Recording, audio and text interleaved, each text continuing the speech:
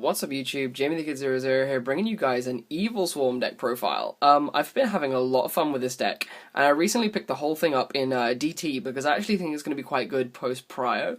So I really wanted to get the deck in a rarity that I desired, rather than playing it in Hidden Arsenal, which is I don't like Hidden Arsenal cards, put it that way. So I'm experimenting with a couple of things. This is an experimental build, which I've been testing on Dueler Network, and I've currently only lost about 2 games out of about 15 that I've played, give or take. So it's doing pretty well in the current format. I have really good matchups against Firefist, which is normally the weakest matchup of this deck, and the only thing I've been recently struggling against is Boojins. And that was one of the things which I'm testing, and the other thing I'm testing is a new lighting method. I've actually turned off all the other lights in this room, and this video is only being illuminated by the light from my iPhone. And I found that it really brings out the DT pattern on these cards, so we're going to be experimenting with this. If it's really glary, it's really glary, but we're going to get into the profile. But this list is a little bit experimental because it does include a few non-conventional cards. I've kind of dialed down the craziness that it once was, but I will tell you what was like the ratios that I was testing in the past. I suppose it's not that crazy, but whenever I run this card in a deck that it's normally not running, I get abuse. So let's get into the profile. So to start off the profile, we play 3 copies of Evilswarm Heliotrope. Heliotrope is our normal monster, and we play the rabbit in this, yes, but we really do not mind drawing Heliotrope because of its 1950 body. It's huge, it's one of the biggest normal summon drops in the game, it's the biggest normal summon drop in the meta currently, so it's really, really good in and of its own right. There's a lot of Evilswarm level 4 monsters we can choose from. This deck only plays the best, and that's why Heliotrope makes the cut, because it's able to beat over really big threats, like Thunder King, for example. It's bigger than Bear, unless Bear has 3 formations, or the Trap and a Tanky, so it's able to beat over almost everything that's currently normal summonable in the game, and most things that are summoned, unless it's an Xyz. Moving on, we play 3 copies of Evilswarm Castor. Evilswarm Castor is, of course, our guy who says when you normal summon him, you can then have an extra normal summon of an Evilswarm monster of your choice from your hand. The only other thing that I need to bring up about this is the fact that its effect is a condition. I need to remind those of you guys on Dueler Network who've been trying to Fiendish Chain, Veiler it, and otherwise Divine Wrath it. Its effect is a condition upon its summon. It does not have an activation timing. You can't negate it unless Skill Drain is currently already face up on the field. It's not considered to activate, so it's very, very difficult to stop. So 3 Castor, you have to play this guy. He's arguably one of the best Evilswarm normal drops. I then play 3 copies of Evilswarm Mandragora. For a good while I was playing 2 of these in place of my secret monster, which we'll get to in a little bit. But since I cut down the ratio of that other monster, I managed to find space to put a 3rd Mandragora back in, and added a lot more consistency to my first turn Ophions when I'm going second, and even when I'm going first, because it gives me more Evilswarm monsters to have in tandem with my Castor. So 3 Mandragora is a thing. We then play 3 of arguably the best grind game card in this deck, 3 copies of Evilswarm Thunderbird. You want to have 2 situations in this deck, or 3 I guess. You either want to have Thunder King 4 back row, Ophion 4 back row, or Thunderbird 4 back row, because if you want to play the grind game, you want to have the best grind cards, and Thunderbird is definitely one of those grind cards. It's a very, very solid monster. It's like Wind Up Rabbit, except it comes back every standby phase rather than in yours, so if you use it in your turn, it will come back in your opponent's turn ready to defend you at a beefy 1950. So again, a really, really big normal summon drop that's very, very easy to trigger. Then moving away from the lovely dual terminal stuff, sadly, and this is where we test this lighting on actual holos, I played 3 copies of Evilswarm Keryekion, or Branco Malvagio Keryekion in Italian. Keryekion, or Cercion as I used to call it, because Cercion was the OCG pronunciation, is an incredibly, incredibly strong card. Mid to late game, it's a pseudo rescue rabbit. It gives you incredible, incredible recycling, and I cannot begin to describe the synergy it has with the Infestation Infection trap. In putting your Heliotropes back in the deck and making your Rescue Rabbit live in the event that you've drawn into 2 of your Heliotropes or already used the 2 Heliotropes. It has an incredibly, incredibly powerful presence in the deck, and the ability to search it is unparalleled. Because of the fact that you play the Infestation Infection trap, you're able to search a Rescue Rabbit mid to late game. So this deck has an incredibly strong play with that. And it's also, imagine the fact that you can one card Exiton off of this and you play 3. So just think about that for a minute. One card Exitons, right there. Then moving away from the Evil Swarms and onto the non-Evilswarm monsters, I play the 1 Rescue Rabbit or the Retungs Canningshen. You have to play the Rescue Rabbit in here because yes, it's sacky, but some games you'll open it and you'll go, oh, I guess I win because I make Ophion for 1 card. So it's got to be in there. If you're playing the normal monsters, you may as well play the Rabbit. And then I play 2 Tour Guide. This was the radical card that I was on about. I was earlier on playing 3 Tour Guide and a Night Assailant, but I had to cut down the numbers simply because of how much I hated the Night Assailant. The Night Assailant was unparalleled in its level of just awfulness. It was just such a bad draw, I had to cut it, and that, by necessity, meant I had to cut the 3rd Tour Guide as well. The reason why the Tour Guides are in here is to help me recycle the Rabbit, use it multiple times, which is very possible with the Infestation Infection trap, and I was also playing a turbo strategy in tandem with Gold Sarcophagus, in which you would attempt to, if you drew both of these in your opening hand, you would Gold Sarcophagus for your Rabbit, summon Tour Guide, special summon another Tour Guide, or the Night Assailant, make Levier, and then Levier back the Rabbit, and you had a first turn Ophion Levier, which was really, really powerful. And then that Ophion could possibly set you up to recycle the Rabbit if you could find a way to get Keryekion, get one of the Heliotropes out of the graveyard, and trap it back to the deck. So there were a lot of interactions. The Tour Guide still has a very strong interaction in this deck. I just dialed back its presence a bit because it was becoming a little bit of a dead card, but I'm still very happy with it too. If I were to cut them, and if you want to cut them from your list, I would advise cutting them for either Effect Veilers or Dimensional Prisons, because they are cards that this deck doesn't play and it could probably do with. But 2 Tour Guide is definitely something you should test out. It's a good laugh, and with the amount of space it takes up in this extra deck, it really isn't that much of a concern. And then the final monster I play is, of course, the Thunder King Rai-Oh. I know some people don't play this, but I really like Thunder King in situations in which you don't have a first turn Ophion play. Thunder King is an equally strong play when backed up with back row. Ultimately, you're playing a grindy control deck. This deck plays very, very similarly in the way that Dino Rabbit used to play, and that's why I like it so much. So that's why Thunder King is in here, because you want to play a control game. So that is the monster lineup.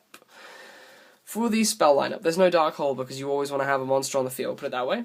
But I do play Torrential, but you know my mentality on Torrential, and I'll explain it when I get there. For the spells, 1 Book of Moon. 1 Allure of Darkness, because you're playing a deck which is almost entirely dark other than your Thunder King Rai-Oh, so why not play it? It's draw power. 1 Reinforcement of the Army. You want to get to your Castors. Castor is the card that gives you a good bit of acceleration for your hand if you don't have a Mandragora, so you want to have that 4th Castor. The Gold Sarcophagus that I showed you earlier, the Gold Sarco is in there for the Tour Guide interaction, but it can also sarc you for any of the important things that you could need. A lot of the time I find myself, if I have an opening play that gets me Ophion, like a Castor or Evilswarm play, I'll make the Ophion and sarc for a Keryekion, because it means I have a guaranteed Keryekion 2 turns down the road when the Ophion probably expires and dies. If the Ophion doesn't die, hey, even better, I now have a Keryekion and a live Ophion. So it's a win-win. You can use it in situations in which you don't have the Tour Guide interaction. You use it to set up a card that you may need 2 turns down the line in the event that your opponent overcomes your control set. Continuing on, double MST. This isn't an aggressive deck. Your MSTs are in here mainly actually for the Fiendish Chains and Tankies and Spheres. So it's not really in here for an aggressive, I want to make a play right now. It's more as a responsive card. That's why I don't feel that 3 is that important, especially with the amount of spell trap protection this deck has access to. So there's 2 MST in the main board, 1 in the side. I, of course, don't have a side deck for this video. I don't like to build side decks for deck profiles, because, of course, as the meta will shift across the format, the side deck will, of course, change, and therefore it'll be invalid. So the side decks change so often, I don't feel comfortable making them in these videos. Continuing on, I play double Forbidden Dress. Dress is a card that people have told me off for playing, but I can never bring myself to cut it because it's incredibly, incredibly strong. Through Forbidden Dress, I have found myself winning almost all of my Fire Fist matchups because of the fact that it makes Ophion into a 1950 monster, which is still incredibly difficult for bears, etc. to get over, and it can really, really shut your opponent out. There have been situations where opponents gone into really odd things. Like, I mean, it won me a game against a Gizaris earlier on, and just crazy, crazy things. Ophion was chained. and it's just been really, really strong in a lot of meta matchups, so I really, really like Dress. Even when my opponent goes into Exiton in an effort to try and clear my board, if they're playing Mermails, they'll try to Exiton so they can Enterprise with Tidal and Megalos and things like that. If your opponent goes Exiton and you just Dress your Ophion, you've got 1950 Ophion that's sitting on the field Exiton can't get over. So Dress is a really, really strong card. It's got a really, really strong theory element in this game, and it's also really, really nice because of its a pseudo trap as well, because it's a protective trap, but it's also a battle trap in the fact that it has the 600 attack change, therefore it can be used in the damage step, and it works like a lance. So it's really, really good in that regard. And your monsters are so big in this deck, you really, really don't need the lance. Dress is good enough. You don't need that extra 200 that Lance offers you. So I feel that Dress is very, very strong. I then play double Infestation Pandemic. I don't like 3 because I'm playing double Dress and I'm playing double MST and I'm playing safe zones. So I feel that double Pandemic is good enough. I do find myself siding the 3rd on and off, but a lot of the time I feel that 2 is good enough. Yes, you do run out of things to search with the Ophion, but a lot of the time you don't. If you were searching a 3rd one, it would be overkill anyway, and when I have been playing a 3rd, it has clogged a lot. So double Pandemic is all I found myself needing. So that is a complete spell lineup.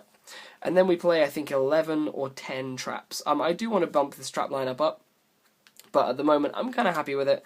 But I feel that in a very control-y deck there should be more traps, but these do their job. A lot of our spells are very pseudo trap-like, so our spells are kind of like traps. So carrying on, I play 1 Infestation Infection. This is my favourite card in the deck, other than Tour Guide, because people know I love Tour Guide. This is my favourite card in the deck. The ability to modulate your hand every turn, including your opponent's turn, is crazy. The ability to constantly have access to Evilswarm Keryekion and just whatever kind of Evilswarm you may want, and also the ability to bounce your monsters back to the deck in the event your opponent dark holes or tries to trap them and things like that. I've had so many situations where I've gone summon Keryekion, they go Bottomless, I go Infestation it back to the deck. Even if they have the MST, I haven't really lost much because I was going to lose the Keryekion anyway, and now it's back in the deck. And if they don't MST me, my Keryekion is just going into the deck and coming straight back out to my hand. And the Bottomless was useless. Yes, it does put me back a turn, but it means that I don't lose advantage overall, and my traps will more than likely keep me alive for the turn it will take me to get to my normal summon again. So Infection is a very, very strong card. I absolutely love all of the interactions it has in this deck, and especially my favourite one has to be the fact that when you've used Rescue Rabbit once, and you have your Tour Guide, if you're able to get Keryekion out at any point in the game, I will often find myself adding a Heliotrope back to my hand, and then infecting the Heliotrope back into the deck, replacing it with like a Thunderbird, and I now have 2 Heliotropes in the deck again, provided I haven't drawn the 3rd earlier in the game. So it makes the rabbit live again, so I can then Tour Guide for that rabbit, and I can rabbit twice in one game, which is something that Evilswarm can't do normally. I know that's a very, very situational eventuality, but it does occur. And it's an you're going to play this either way, so it's just another interaction that you're adding to this card and making it even better. I will often make Master Key Beetle in a lot of situations where I have this, just because I really want to keep this alive for the whole game. So Infection is a very, very strong card. Continuing on, sorry, I've rambled a little bit on that. I play double Safe Zone. I really like the Safe Zone Master Key Beetle lock, especially seeing as I side into a lot of continuous traps like Goes in Match and Light Imprisoning Mirror. So the ability to have a Safe Zone lock with a Master Key Beetle, and then possibly set up a lock that includes one of the Floodgate traps, the traps that says you can't play Yu-Gi-Oh! It's too good not to do. So I like double Safe Zone. You can use it like an Infestation Pandemic or like a Dress very, very frequently. So it has a lot of synergy with the deck. Yes, it does conflict a few times, and there are quite a few situations in which you would prefer it to be D-Prison, so I would understand you playing D-Prison over it, but I really do like double Safe Zone in here. And with the amount of back row destruction in the game right now, chaining it to things is pretty cool too. So double Safe Zone. I then play triple Fiendish Chain. Fiendish Chain is just something that I feel is very strong, and it is something that's in here for the Firefist matchup and the Bujin matchup, 2 of my hardest matchups normally, or by statistical indications. So I feel that Fiendish Chain gives me a bit more strength in those matchups, and it definitely has been. It's definitely not a bad card, and because I don't main the Veilers, I do feel that maining 3 Fiendish Chain is mandatory in this variant. So 3 Chain is in there. I then play double Mirror Force because hey, it's a shutout trap. It's a blowout trap. Sorry, it allows you to gain advantage, and hey, in a control deck, you want to be gaining advantage. So double mirror. And then for my one-offs, I play one Bottomless Trap Hole, one Torrential Tribute, and one Solemn Warning. No further explanations needed there. So that is the complete main deck. It should be 40 cards, unless I've miscounted, which I really hope I haven't. And now we're going to move on to the lovely extra deck. And there are a few things about this extra deck that are absolutely killing me as a rarity whore. So to start off with, I play one Evilswarm Bahamut. I actually have two. This is my favourite Evilswarm. Favourite Evilswarm for artwork, and I love Brionac. And it's killing me that I can't bring myself to play two because I have two DT ones, but I really only ever need one, and I only ever make it once in a blue moon now, which is really depressing. But Bahamut is definitely a very, very strong card. It's a big eye with a slightly bigger cost, but the monster can attack. I've won so many games with this, it's not even funny. So that you make it once in a blue moon, but when you do make it, you're often making a game push, or you're making a massive attrition push. So the Bahamut is in there. I then play 3 copies of the infamous card, Evilswarm Ophion. Evilswarm Ophion has changed a lot in my eyes recently. Its ability to lock out level 5 or higher monsters is almost something that I don't even think about. What you've got to think about with Ophion is it is a card that is a 25-50 beta that is 2 level 4s and can search a Forbidden Lance to protect itself. So it's like a 25-50 Constellar Omega, basically. So if you think about how good that is, if you really sit back and think about how good that is for a minute, you'll realize how good Ophion is even without the level 5 lockout. And then when you do come into matchups like Heretics, Chaos Dragons, and Mermails, you then realize it has an added effect. So you don't need to think of Ophion as it was in Chaos Dragon format, where it was a level 5 lockout with a nice little added bonus. You now have to think of it as a control card that's very strong at dealing with your opponent's heavy back row setups, and also dealing with your opponent's monsters, because the monster attack average has gone down in the meta. You're now dealing with pikes and bears, which are smaller than E-dragons. So you now have to think that Ophion is a very, very big card, and it also has access to its own Forbidden Lance. So its level 5 lockout is nice, but it's not something we focus on anymore. So that bias against Evilswarms, saying that they're a bad deck now that level 5s are out of the picture, is a massive, massive misconception, and anyone who's thinking that should really get that out of their head right now. So you should really fix that. But yeah, Triple Ophion, it's your go-to guy. He's 25-50, he's huge. He's just your average go-to. That's why you don't play Utopia in this, because this is better. Think of it as your Utopia, your average guy. Then something that's absolutely killing me is Evilswarm Ouroboros. I don't have a DT one. And I'm going to be getting one, but I don't have one yet, and it's absolutely killing me because I really like Ouroboros, and the guy who sold me this deck didn't have the DT one, so... Such is life. You hardly ever make this, but it's in there as an option. It can do so many things that the rest of the deck can't, so it's in there just in case. That's the only reason it's in there. Something that this is actually my favourite theory card at the moment, is Evilswarm Thanatos. Evilswarm Thanatos is a card that you rarely see played, and it actually lost me a game at Nationals because of my DD Warrior Ladies, which you can see in my deck profile on Fuzzy XYZ's channel. This is my favourite theory card recently because it reads, once per turn during either player's turn, you can detach material from this card, and this face-up card is unaffected by other monster effects this turn. So this card is immune to Bear. This is something that none of the other Evilswarms can do.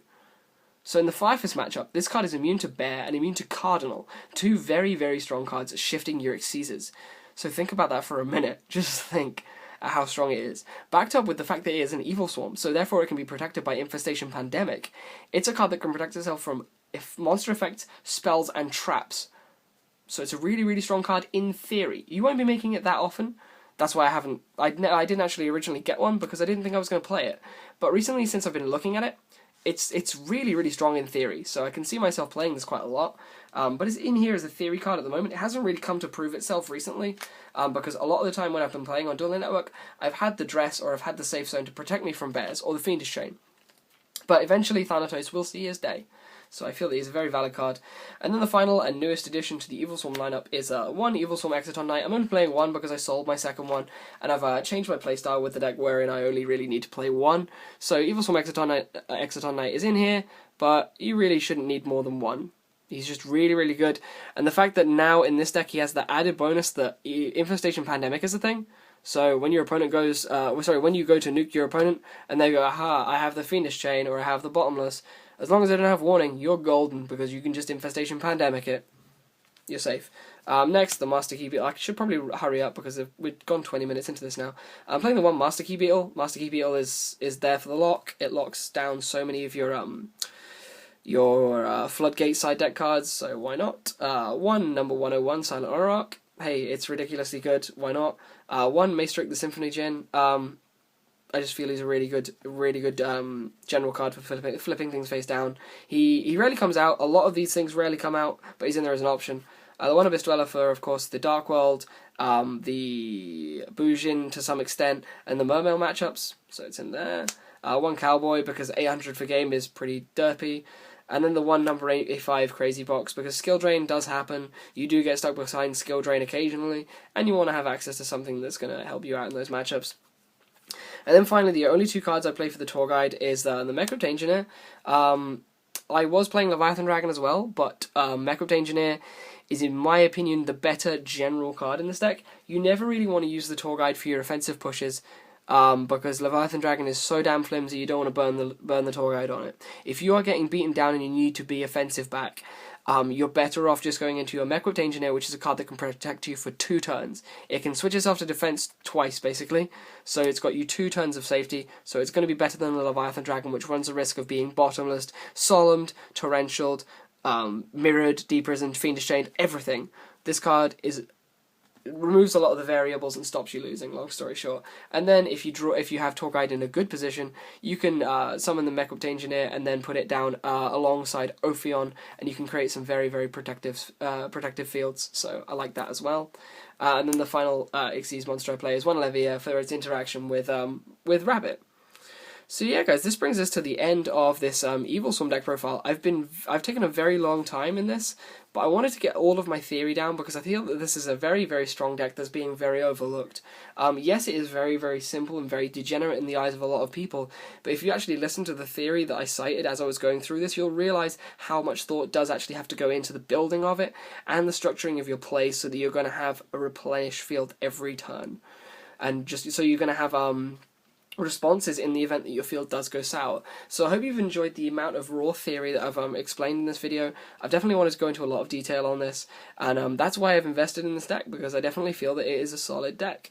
So I hope you guys have enjoyed. This is Jamie the Kid 00 with a very, very long video, including a lot of theory, and I hope you've had a bit of an insight into how I deck build and how I play.